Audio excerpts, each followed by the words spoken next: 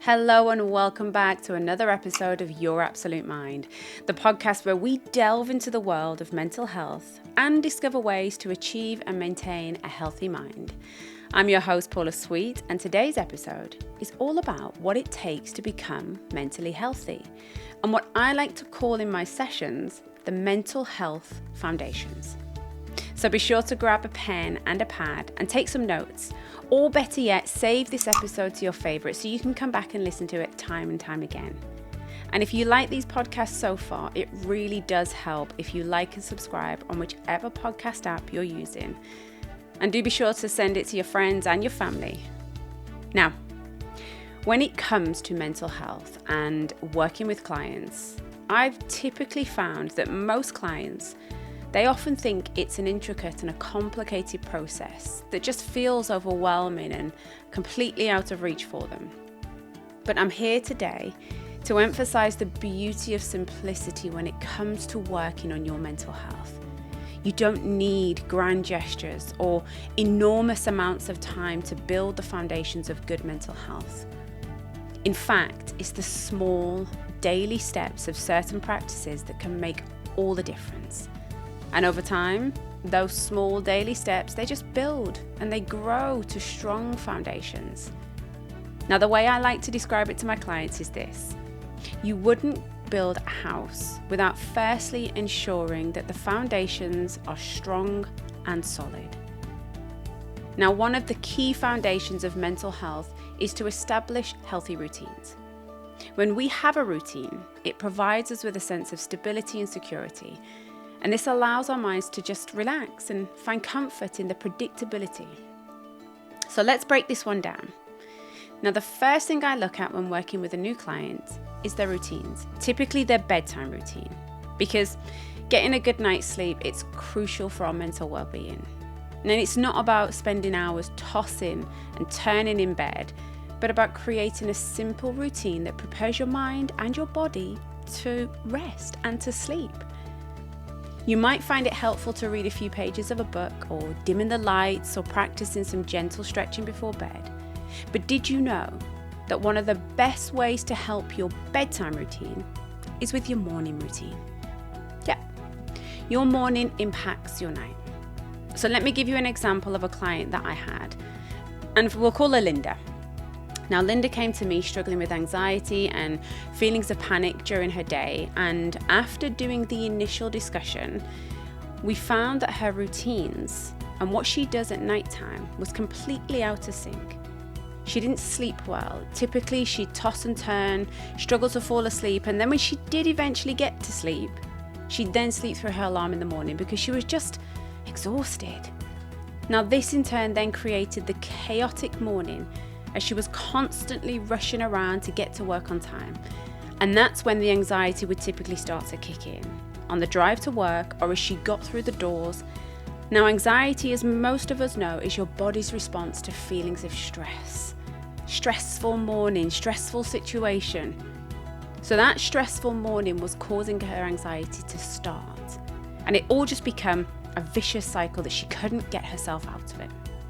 So we looked at how she could begin to change her bedtime routine, just to ensure that she could switch off at night and fall asleep easily and sleep well through the night, just as we all should.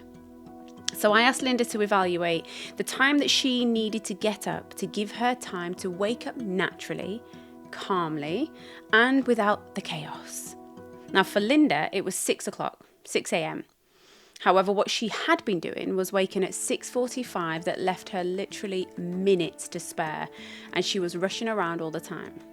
And then because she'd been waking up later than she should, when it came to the evening, her body wasn't quite ready to sleep. So we made a plan together that no matter what, she would start waking up at 6 a.m. every morning, even if she felt she really didn't want to, because let's face it, who really wants to get out of their nice warm bed when that first alarm goes off? Now this way, she could start her day positively, getting herself ready, and perhaps even then start to incorporate some meditation, some exercise, whatever would work for her in her morning routine. And then when it came to the evening, the hope was that Linda's body and her mind would be ready to sleep when she went to bed. because she'd woken earlier that morning. So off she went for the week after her session with her action plan in mind. And when she came back the next week, she honestly was astounded at how changing what she'd been doing in the morning had impacted her night so much. And not only that, it then started to impact her daytime anxiety levels too. She started to notice that they were reducing. They didn't completely go, but the reduction was enough for her to see.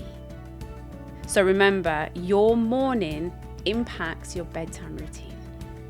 If you want to change your routine, find what works for you. Keep it simple, stick to it, no matter what.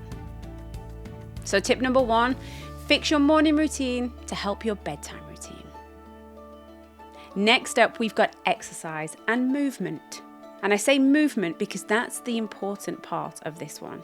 Because I'm not asking you to spend hours at the gym or to run a marathon. It's simply about finding joy in movement.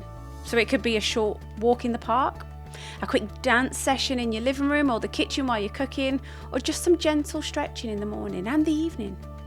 Just engaging in 10 to 20 minutes of physical activity every day can work wonders for your mental health. We all know there's so many studies that prove the benefits of this.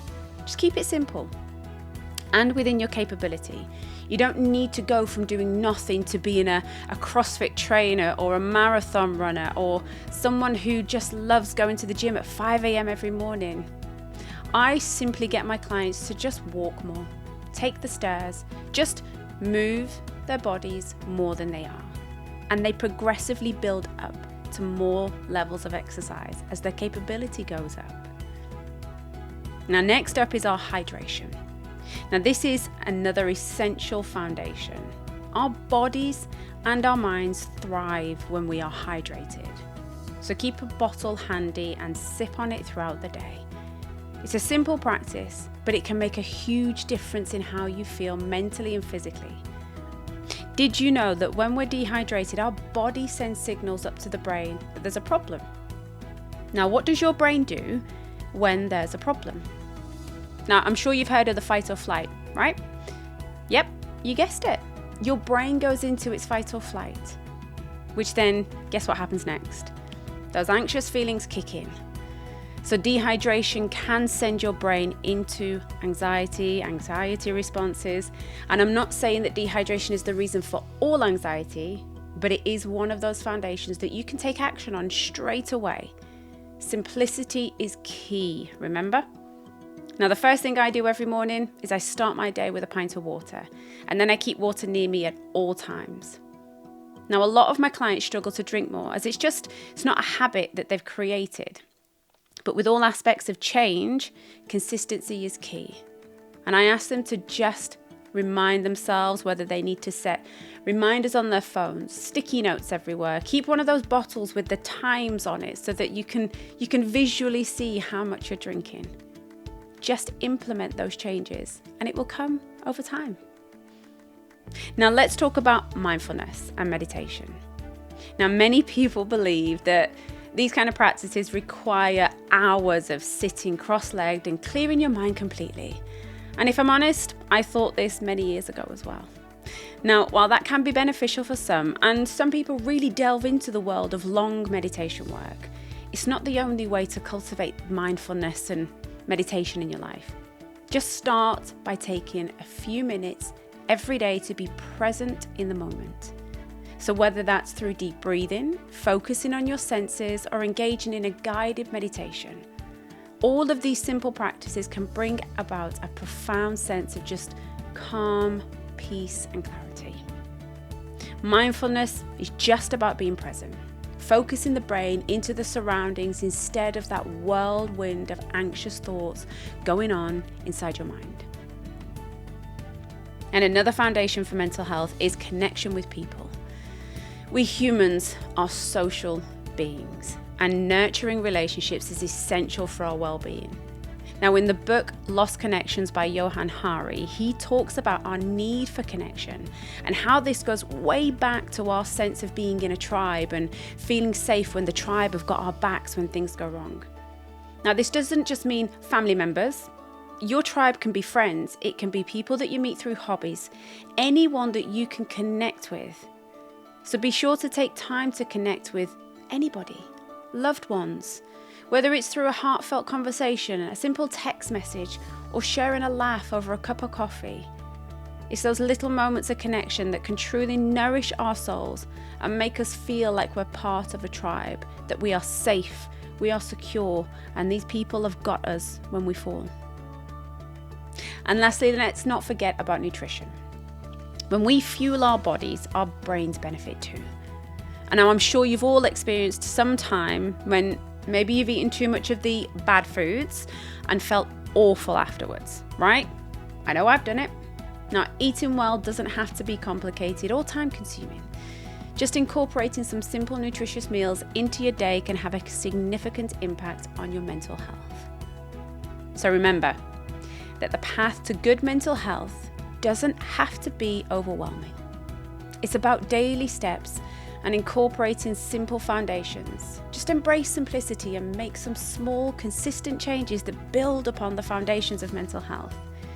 These are all so important.